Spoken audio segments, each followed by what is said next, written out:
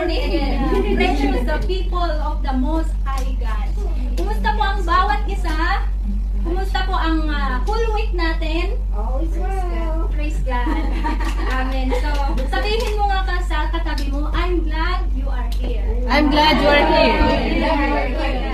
So, handang-handa na po ba tayo na makinig sa salita ng Panginoon sa umagang ito, mga kapatid? So, kung handa po tayo, i-open po natin ang ating puso, ang ating kaisipan. Amen. Na mag-focus po tayo para pakinggan, i-receive ang salita ng Panginoon sa umagang ito.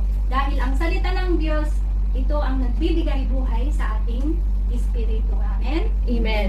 At kinubos po ng Diyos na makilala natin siya sa kanyang salita. So, before we start, may we all stand up and let's pray. Amen. Thank you, Jesus. Father God in heaven, we thank you, O God, for this wonderful day that we gather here again in this place, O God, to receive your words that you want, Lord God, to deliver us for today, Lord Jesus. Lord, we pray, O God, that open our spiritual heart, mind, and understanding so that every word, Lord God, that you want to give us for today will be implanted into the very tablet of our hearts, Lord, that has the power to transform and renew us for the better. Father God, I cannot do anything, Father God. Lord, you are our preacher for today. I'm just your instrument, Father God. We thank you, Father. We love you. We honor you. In Jesus' name we pray. Amen. So makaupo po tayo sa banal na presensya ng Panginoon. Hallelujah. So, sino ang dito, ang hot tripper dito, mga kapatid? Sino ang madaling nagagalit? Ako. Lalo na, yan. Amin ako. Amin, napapala. Praise God. Lalo-lalo ka ba? Dumarating si Judith. Judith, sinang mahilig sa Judith? Me. Ay talagang nagagalit. Nakarupangit. Parang wala nang joy sa puso. Diba? Lahat tayo ay nakaka-relate dito, mga kapatid. Sa araw-araw, walang exemption. Kaya dito ang salita ng Diyos na gusto niyang ibahagi sa atin sa umagang ito. So, para malaman. So, ang ating pag-uusapan sa umagang ito is about overcoming anger. Amen. Amen? How can we handle our anger in a positive way? So, let us look on our main text in Ephesians chapter 4, verse 26 to 27 and 31 to 32. So, basahin po natin ng sabay-sabay. Ephesians chapter 4, verse 26 to 27 and 31 to 32. Ready, begin. In your anger, do not sin. Do not let the sun go down while you are still angry. And do not give the devil foothold. Get rid of all bitterness, rage, and anger, growling and slander, along with every form of malice. Be kind and compassionate to one another, forgiving each other just as Christ has forgave you. Amen. Amen. So, this Bible verse, this Bible verse was written by Apostle Paul for the Ephesus in Ephesians. Amen. So, he is not only addressing the Ephesus, but he is also addressing to us today, mga kapatid. So, what is anger, mga kapatid? Anger is a signal that something is wrong. It is not sin itself, but it becomes sin if we let it control us. Amen. So, yung anger is signal na may something wrong. Kasi hindi naman tayo magalit na walang dahilan. Nakita ba kayo na nagagalit na walang dahilan? Wala. Amen. So, sinasabi dito na hindi kasalanan ang magalit kung nakokontrol natin. So, it's strange. Ano ba? Ano yung Sis Alma, hindi pala bawal ang magalit? Di ba marami kasing nasa Bible verse din about sa anger. Ngayon, ito po ang metaphor na salita ng Diyos na ating hukayin sa umagang ito para maintindihan natin ng malalim. Amen? Amen. Hallelujah. So, what does it... So, balikan po natin ang main verse natin. Be angry and do not sin.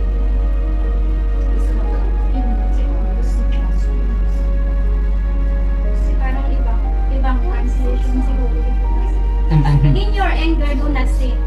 Dito sa translation ko is, be angry and do not sin. Parehas lang. In your anger, do not sin. Parehas lang, Huwag tayong malito. So, in your anger, do not sin. Ano ang ibig sabihin nito, mga kapatid? Amen nga? Kapag tayo ay nagalit, huwag daw tayong magkasala. Paano yun? So, it's okay to feel upset. Okay lang na tayo ay ma-upset or malungkot kapag nakarinig tayo ng hindi maganda. Kung tayo ay nasaktan or even angry when something unfair. Di ba may mga bagay na nararanasan natin na unfair. Where is justice? I want justice. Di ba nagagalit tayo if we feel unfair. Amen? At sabi dito na be angry and do not sin. Sabi dito, but we must never let anger turn into yelling. Sino ang mahilig na magbugkaw dito? Sumigaw. Sumigaw. Diba? Yung mga lalo kapag yung mga unbelievers is matay ka na kuman. Yung mga ganon. Yung matagtag ka kuman. Yung mga yung mga cursing na mga salita na ganon. Ano ba? Yelling. Revenge. Kapag sinaktan tayo ng tao, gusto natin magbiganti. Lalabas ka lang dyan, talagang natatambangan kita. Susuntukin kita. Diba? Sa mga kalalakihan. Ganon. Baka yun yung nangyari sa Central, yung nagsabunutan. Grabe yun. Bitterness. May karibal ka doon sa boyfriend mo. Nagkaroon ka ng bitterness. Gusto mong makipag sa bunutan doon sa isa. Kaya nga, pag ganyan, pamigay na. Ano pa? Pamigay na lang daw si Sarah. Huwag nang makipagsabunutan. Ano pa? Sa'yo na. Speaking hurtful words. Sino ang dito? Walang preno ang bunganga. Minsan, pag galit kasi ganyan, makaano tayo ng guilty. Yung mga iba, dukbit mo kay Nasa-extend naman na gano'n. hurtful words. Yung mga iba, di ba? Kinang-kit Magsisisi. Di ba? Yung mga words na napaka-harsh. Even yung fuck or dump. Wala kasi yung kasama ko, sabi ko, maaga siya eh. Ayaw niyang pakinggan siguro. Sabi ko, maaga ka. Alam mo siguro. One-on-one ko na lang. Ha? Mahilig ka na ganyan. False words. Diba? Example, mga kapatid. Jesus was angry because they turned the temple into a noisy marketplace. Alam natin yung kwento ni Jesus Christ doon sa temple place na yun na inuano niya, yung pinawarangkis niya yung mga nagbabraha doon, di ba? Kasi ginawa nilang marketplace yung simbahan. Nakita natin na nagalit si Jesus Christ, pero ano yung lesson na nakuha natin doon? Nagalit, Jesus was angry, but his angriness is pure or justice. Kasi ayaw niya yung mali, ayaw niya yung wrongdoing. Kaya nakita natin na even Jesus Christ get angry, right? Pero in a right way. Nakuha natin yung example mga kapatid. Amen. Hallelujah. So ano pa ang nakita natin dito na sa ating main text? So, do not let the sun go down on your anger. Huwag nating hayaan na lulubog yung araw kapag tayo pa rin ay galit. Sino na dito yung nagagalit 1 week? 4 days. Ay talagang, even sa mag-asawa, may misunderstanding, hindi nagpapansinan. Years. Baka taon pa. Dati na magkahiga sa bed every night, wala na yung isa na Mataas sa ang pride. baba ng kama. Kung sino maunang Mag-sorry, mag-humble. sorry. Diba? Nakakaranas yung mga husband, wife dito. Sabi sabi dito, ibig sabihin mga kapatid, don't carry anger overnight. Kailangan po na if we are angry with someone, amen, fix it. Talk it out, mga kapatid. Or forgive during the day before you sleep. Kailangan na isettle natin before na tayo ay matulog. Kasi alam niyo mga kapatid, if we let the rage into our heart, yan ay isang poison na pinopoison tayo spiritually. Tayo rin ang magsasuffer. Diba? Naranasan natin yun. Pero mas mahirap kapag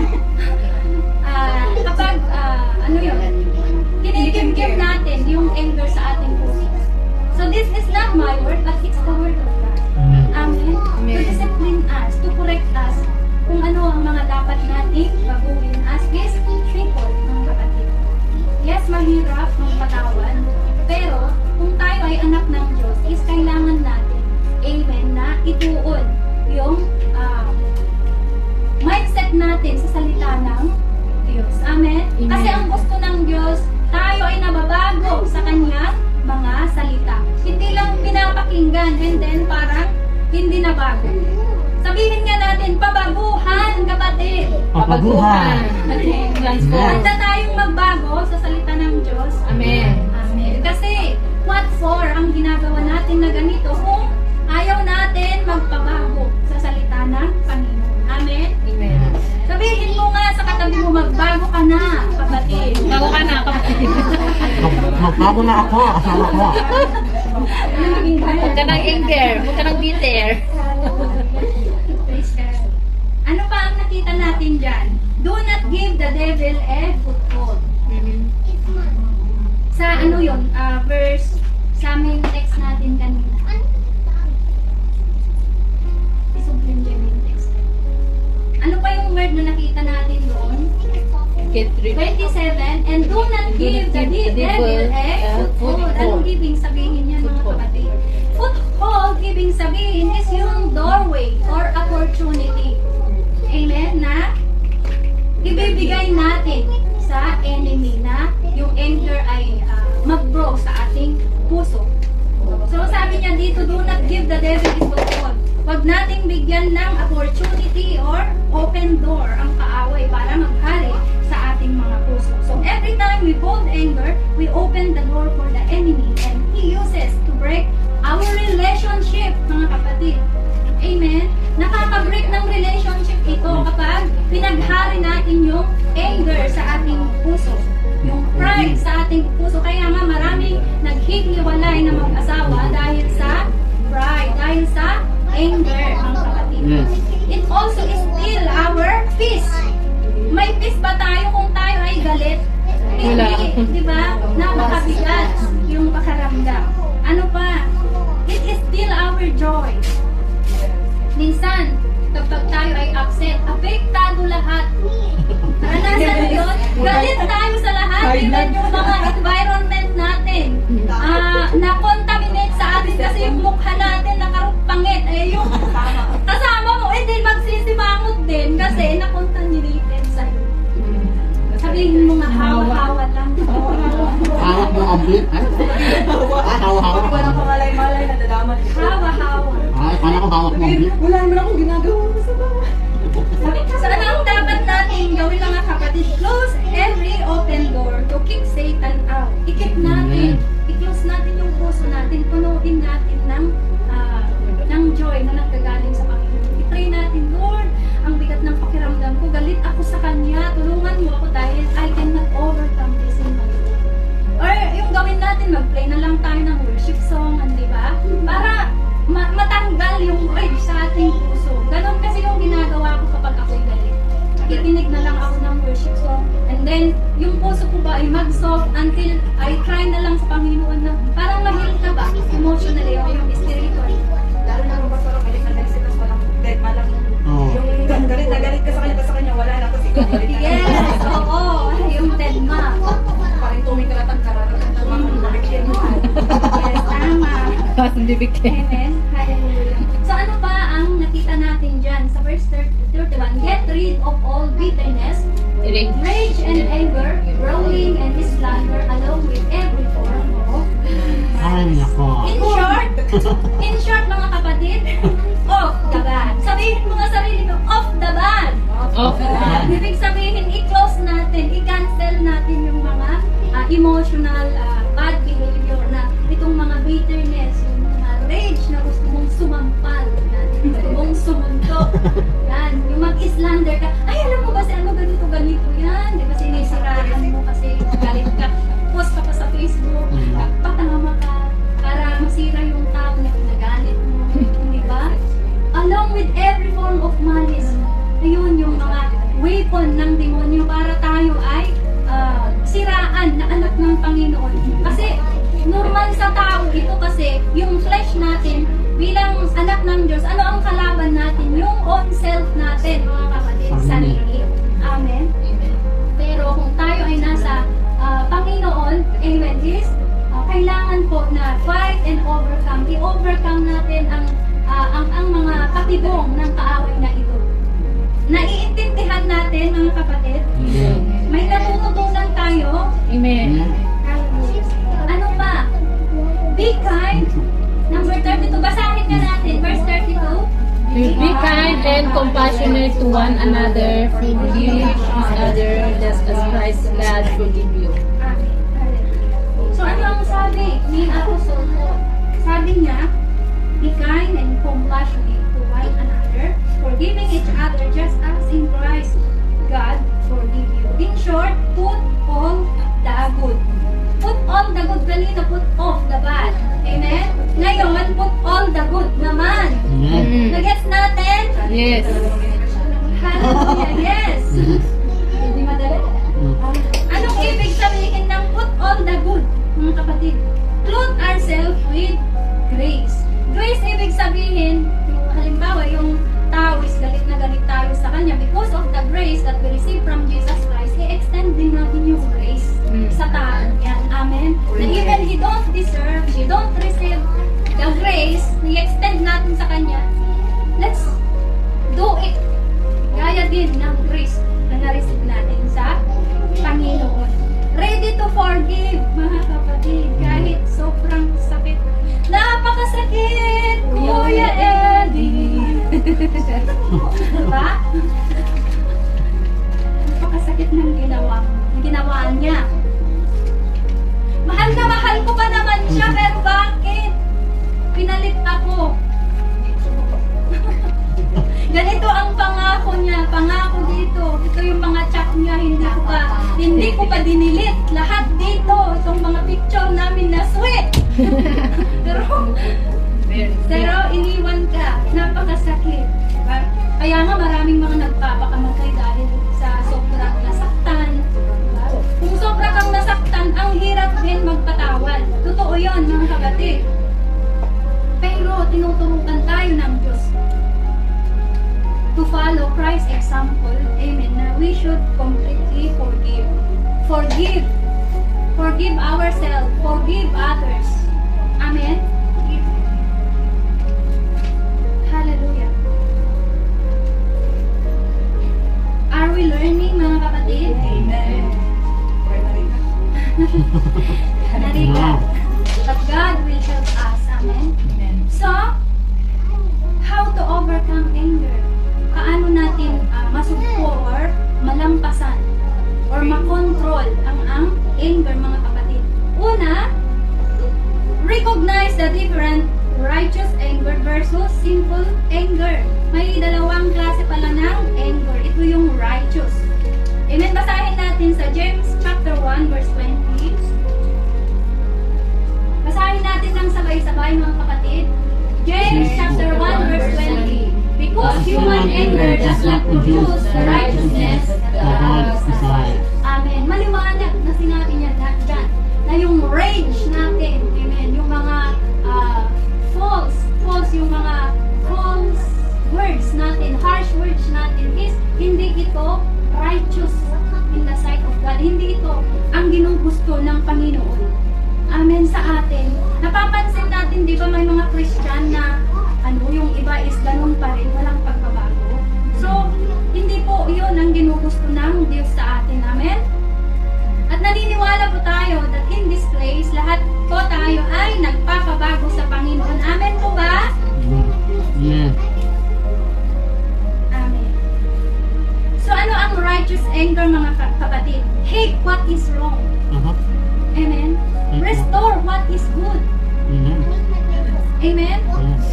Like for example, sabihin nga natin, hate what is wrong.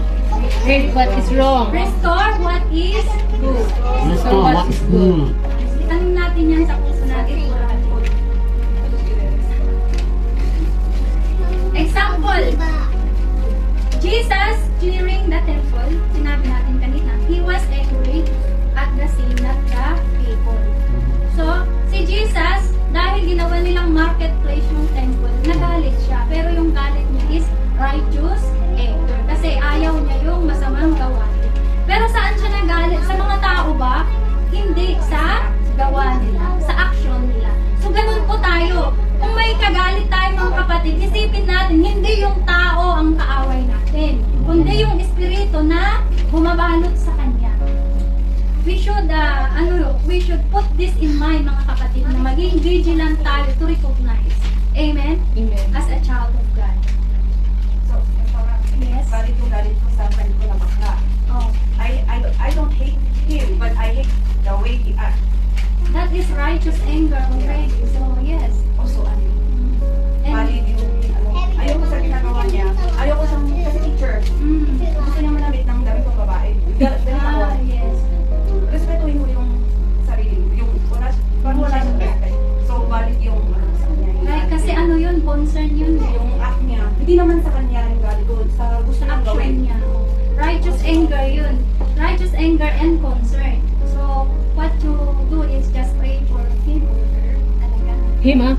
Yun yung example ng righteous anger. So, hindi na ako makakasensya. Hindi, kasi Walang guilt. you are just concerned. Kasi meron din sa Bible, amen, na ang salita ng Diyos is not just to comfort. It's also for correcting, rebuking, disciplining. Judging. Correcting. No, judge. Judge the action, not the heart. We are meant to judge the action only, but only God will judge the heart. Only God. Judge the heart. Yeah, only God can judge. Yes. Only God. Only God can judge.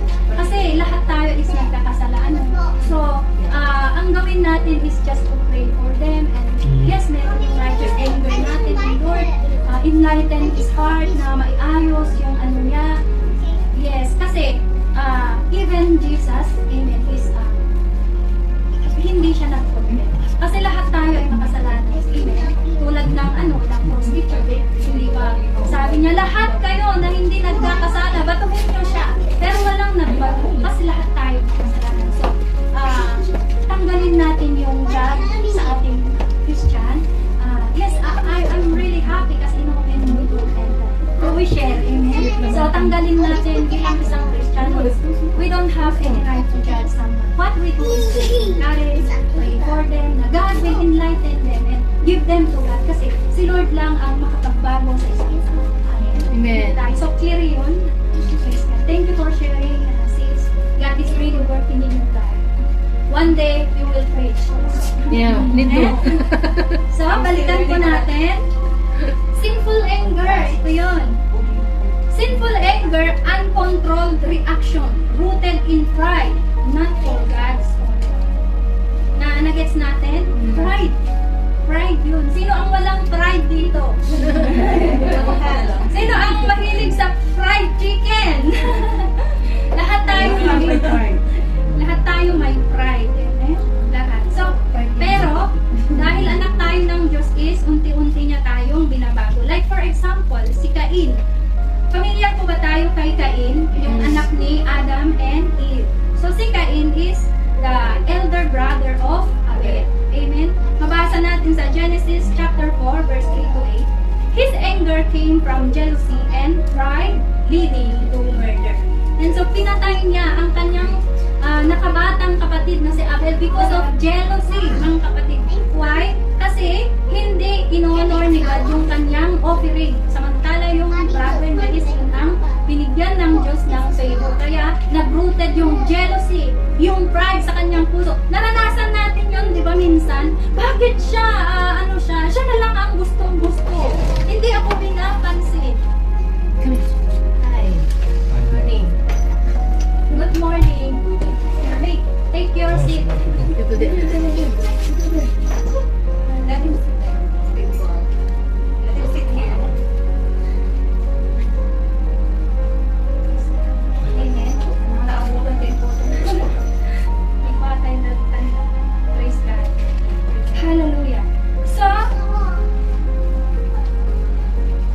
what we see with the attitude of Abel, mga kapatid.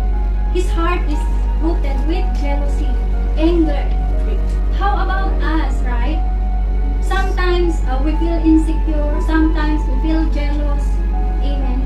Kung lalo sa mga kakapatid, yung mga parents natin, they have favoritism, diba? Nangyayari yun sa family. Nagsiselos tayo, nagagalit tayo, right? Abel. That's why we want to harm even ang ating mga kapatid. Pero ano ang gusto ng Diyos, mga kapatid? Is kailangan po na i-overcome natin ang sinful anger. Amen? Hallelujah. So number 2, how to overcome anger. Number 2, resolve it quickly. Resolve. Amen? Do not let anger linger. What does this mean by linger? Don't let anger sit in our heart. Don't be overwhelmed with anger. Resolve it, talk it, settle it. Amen? You talk to that someone quickly. Otherwise, it will grow, and sino yung magsuffer? Tayo. Until we are imprisoned by anger. Hallelujah. Like for example, hallelujah. Basahin po natin, sabi sa Ephesians chapter 4, verse 26, sabay-sabay po tayo. In your anger, do not sin, do not let the sun go down while you are still angry. Amen. Sinabi ko na kanina, amen. May natututunan tayo, mga kapatid. Amen. Hallelujah. Like for example, Joseph was sold by his jealous brothers to Pharaoh in Egypt. In Genesis chapter 37 verse 28.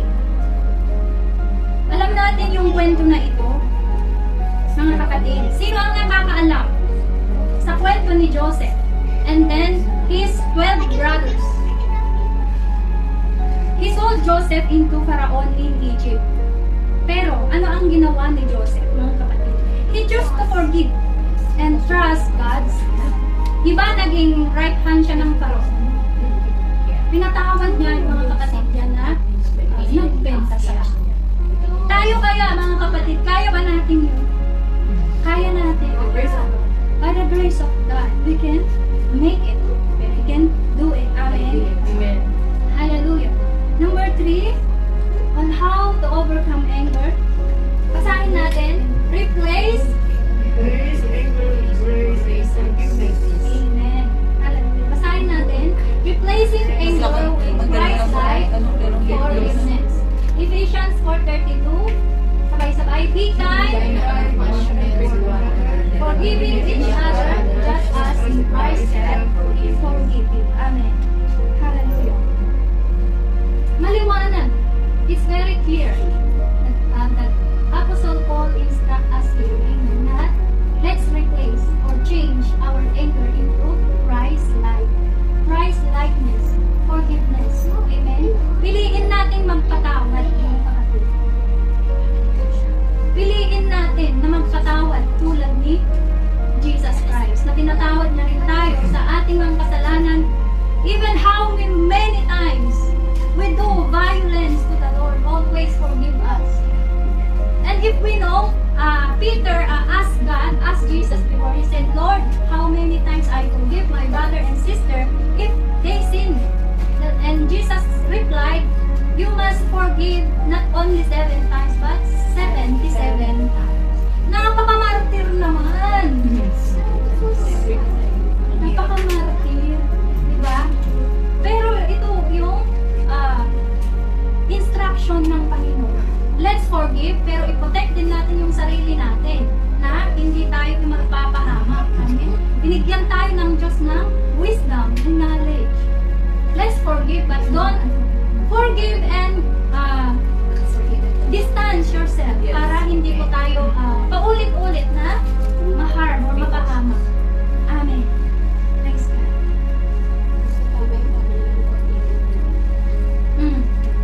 Yes. Forgive them and forget about them. 7, verse 54 to 60, Stephen, the first Christian martyr, even while being stoned to death in anger and hatred, he prayed, Lord, do not hold this sin against them. Alam natin yung kwento ni Stephen, isa siyang martyr Christian. Isa siyang alagad ng Diyos. Ang taong testament. Apostle or yung disciple ni God. Isa siyang tagapagturo. Like for example, tagapagturo sa salita ng Diyos. And then, ano ang ginawa sa kanya? Ng mga Pharisees. They stoned him. Binato nila siya hanggang namatay. Ganun po katindi ang pagtuturo sa salita ng Diyos in the time of first coming ng mga kapatid. Pero, ano ang ginawa ni Stephen? Ang sabi niya, Lord, do not hold this sin against them. Sabi niya, patawarin mo sila dahil hindi nila alam ang kanilang ginagawa. Kaya natin yun, binabato tayo tapos sabahin mo pa rin na patawarin mo itong nagbabato sa akin dahil hindi niya alam ang kanyang ginagawa. Hallelujah. Ganun po yung klase ng pananampalataya, klase ng pagmamahal, klase ng pagpapatawad ang gusto ng Diyos na makita sa atin, mga kapatid. Hallelujah, Jesus. That even in the times that we feel unfair, injustice, amen, we still choose to forgive. Amen. Hindi madali, but God will help us, mga kapatid. Hallelujah. Number 4, trust God for justice. Trust God for justice. Basahin nga natin. Justice belongs to God. Gutom na kayo? Basahin natin. Justice belongs to God. He is the only perfect judge. We are not. Amen. So nakarelate ko sa question mo kanina. Sister. Amen. So ito na yung amen. So Romans 12:19, basahin natin. Do not take revenge. My dear friends, but leave room for God's wrath. For it is written, it is mine to avenge, I will repay, says the Lord. Amen. So, if we experience that people hurt us, amen, or wrong us, or hurt us in many ways, we don't have to revenge. But, hallelujah, give it to God. Because God promised in this verse that it is mine to avenge, I will repay, says God. Amen. Ang pagbabayad ay sa kamay ng Panginoon. Amen po ba? Kayang mahilig maghiganti dito. Tagay nyo niya sa Lord. Because God is fighting for us. Amen? Give it to Amen. Hallelujah. Are we getting this, mga kapatid? Are we getting this? Yes, Parang yes. nagdududa. Ano kaya? Oo kaya? Or hindi? Hallelujah.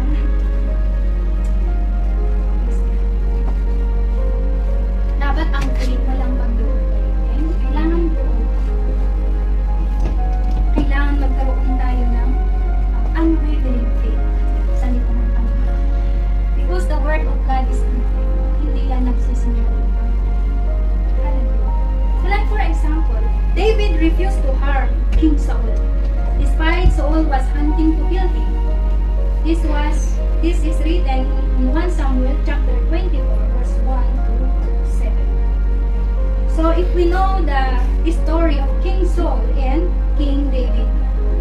Hallelujah. Why King Saul wanted to kill King David? Bakit? Kasi, di ba nung King David defeated Goliath, amen, yung mga tao is na-amaze sila kay David. At kinakanta ng isang babae na, hallelujah, sabi niya doon, that Saul killed thousands, but David killed tens of thousands. So, ano yung na-feel ni King Saul? He felt disrespected. Ano ba? He feared losing his fame as a king. Amen? That's why, gusto niyang ipapatay si King David. Ano pa? King David. God is with King David. Kung kayo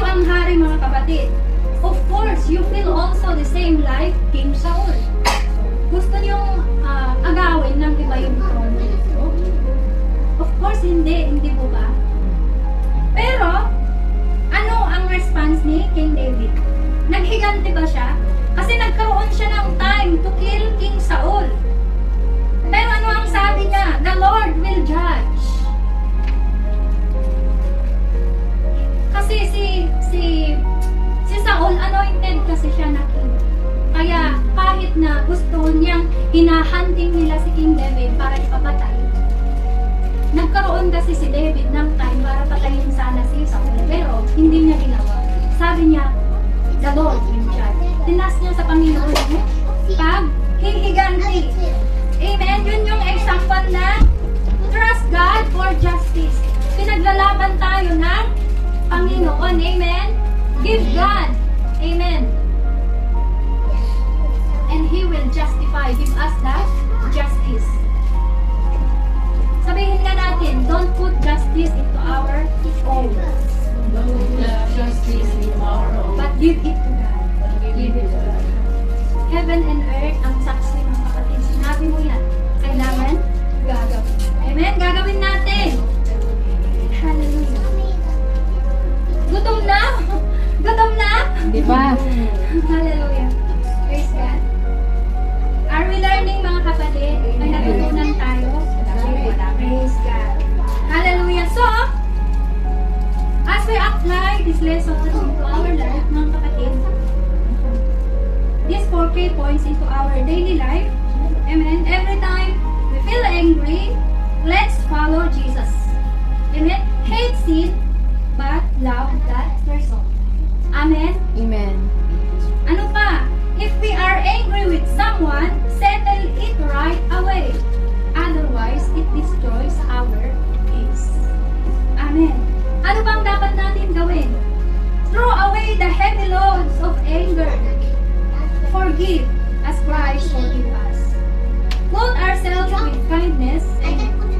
Number 4, leave it to God because He sees, He knows, and God judge perfectly according to James 1:9. Hallelujah. Thank you, Jesus. Thanks. So,